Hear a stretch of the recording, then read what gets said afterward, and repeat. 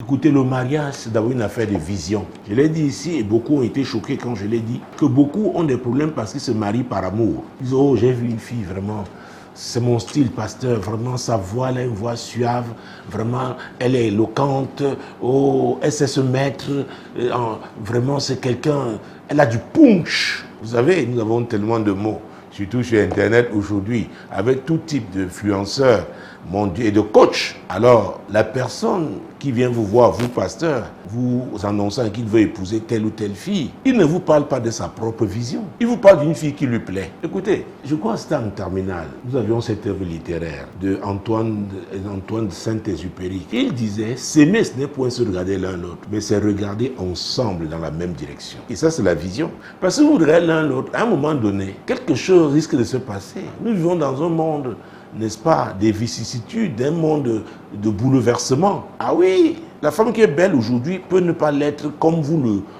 la vouliez hier. L'homme qui a cette belle situation sociale peut la perdre demain. Et si ce sont que ces choses apparentes, n'est-ce pas, qui vous ont mis ensemble, vous ne pourrez pas continuer. C'est pourquoi je parle des visions. Vous savez, dans la Bible, plusieurs fois nous avons lu cette histoire, l'histoire de Jacob, qui arrive dans ce village, n'est-ce pas? Il trouve une belle fille, Rachel, il promet à son père de travailler 7 ans pour elle. Pour lui, c'était la dot qu'il devait payer. Et les 7 ans furent à ses yeux comme quelques jours parce qu'il l'aimait. Le jour du mariage, il y a une grande fête qui a été organisée.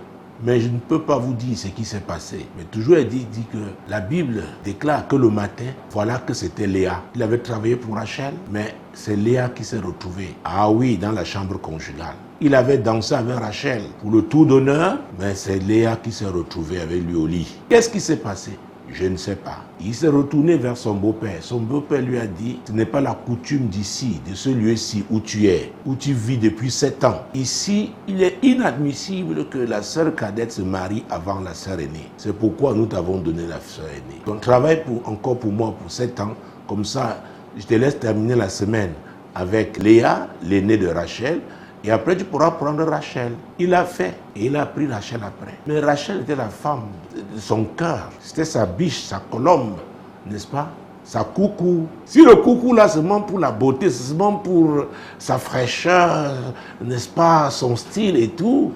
Et qu'il n'y a pas de vision à la base. Nous vivons dans un monde de tempêtes. Il y a des tempêtes prévisibles et des tempêtes imprévisibles. Et les tempêtes imprévisibles peuvent être si violentes que s'il n'y a pas une vision, oui, à la base laquelle vous vous êtes accordé, alors vous ne pourrez pas continuer la route. Beaucoup croient que c'est parce qu'on a fait des enfants. Ah, laissez ça. J'ai eu des cas de gens qui ont eu des enfants. Après on dit non, je me l'avais épousé à cause de mes parents. Ce n'est pas la femme que je voulais. Il faut faire très attention. Mais Jacob, à vrai dire, c'est lui qui était l'héritier d'Isaac. Isaac, héritier d'Abraham. Il y a une vision que Dieu avait donnée à Abraham. C'est très important. C'est pourquoi vous verrez dans certaines communautés, même si quelqu'un a épousé une fille ailleurs, n'est-ce pas, ils sont retrouvés à Francfort, à Londres, à Cape Town, n'est-ce pas, oh, je ne sais encore où, à Bamako, à Praia. Après, il va finir par prendre une fille du terroir. Peut-être parce qu'il y a une alliance qui fait que c'est comme ça doit se passer dans cette famille-là.